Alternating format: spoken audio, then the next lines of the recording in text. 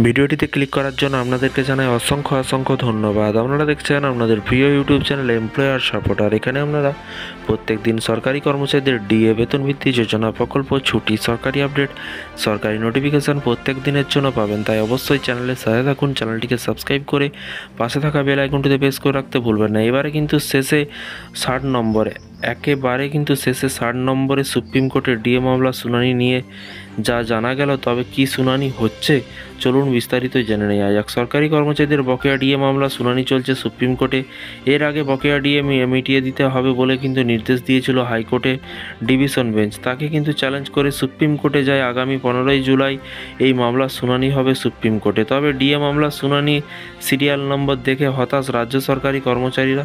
কি বলা হয়েছে এখানে? বলা হয়েছে 15ই জুলাই ডিএ মামলাটি রয়েছে একেবারে শেষে 60 নম্বরে।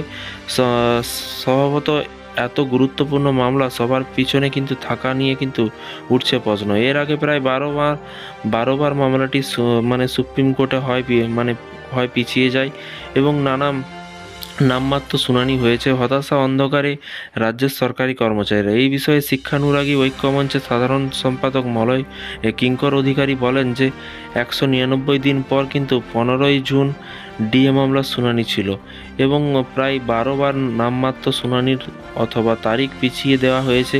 এতদিন পরে অনেকে আশা করছিলেন এবার কিন্তু এত বড় একটা গুরুত্বপূর্ণ মামলার নিষ্পত্তি হবে, কিন্তু অদ্ভুতভাবে কিন্তু দেখা গেল ওই দিন কিন্তু মামলার শুনানির সিরিয়াল নম্বর দেয়া হয়েছে একেবারে শেষে 60 নম্বরে।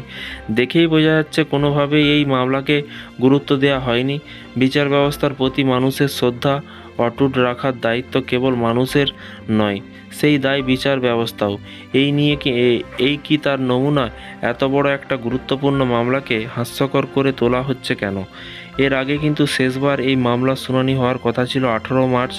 তবে সেদিনও কিন্তু সময়ের অভাবে কিন্তু মামলাটির শুনানি হয়নি সুপ্রিম কোর্টে। এই আবহে বিগত প্রায় বেশ কয়েক মাস ধরে কিন্তু অপেক্ষায় আছেন বাংলার সরকারি কর্মচারীরা। Confederation of state government employee সাধারণ সম্পাদক মলয় মুখোপাধ্যায় একটি ভিডিও বার্তা স্পষ্ট করেছেন এবং স্পষ্ট ভাষায় বলেন যে অনেকেই ডিএ মামলার শুনানির দিনক্ষণ জানতে চেয়ে যোগাযোগ করেছেন। অনেক সরকারি কর্মীকেই কিন্তু সেই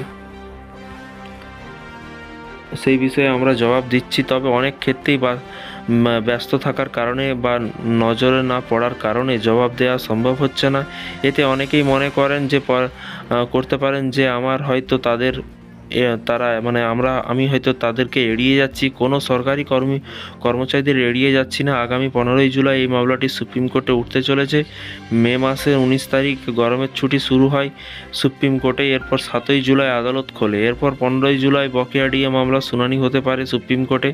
এই মামলাটি শুনানি হওয়ার কথা বিচারপতি হৃষিকেশ রায়, বিচারপতি প্রশান্ত কুমার মিশ্রের বেঞ্চে। প্রসঙ্গত উল্লেখ্য, এই মুহূর্তে রাজ্য সরকারি কর্মীরা ডিএ পাচ্ছেন 14%, অন্যদিকে কেন্দ্রীয় সরকারি কর্মীরা ডিএ পাচ্ছেন 50%। ফের কেন্দ্রীয় সরকারি কর্মচারীদের জন্য 4% ডিএ ঘোষণা করতে পারে কেন্দ্র। এই অবস্থায় কেন্দ্রীয় হারে ডিএ বা মহার্ঘ ভাতার দাবিতে আন্দোলনে নেমেছে রাজ্য সরকারি কর্মচারীরা এবং নানান সংগঠন কর্মীদের একাংশ নেমেছে আইনি লড়াইতে।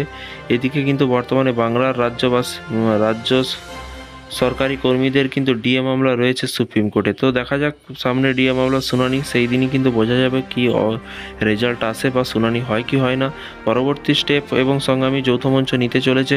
দেখা যাক, আগে শুধু অপেক্ষায় আছে সুপ্রিম কোর্ট কি বলে। তারপরে কিন্তু পরপর লাগাতার ধর্মঘট আন্দোলন সমস্ত কিছু হতে চলেছে। সেই সব লাইভ ভিডিও দেখার জন্য চ্যানেলটিকে ফলো করে পাশে থাকা বেল আইকনটিতে প্রেস করে রাখতে ভুলবেন না। ভালো থাকবেন, সুস্থ থাকবেন এবং নিজের খেয়াল রাখবেন। Thank you.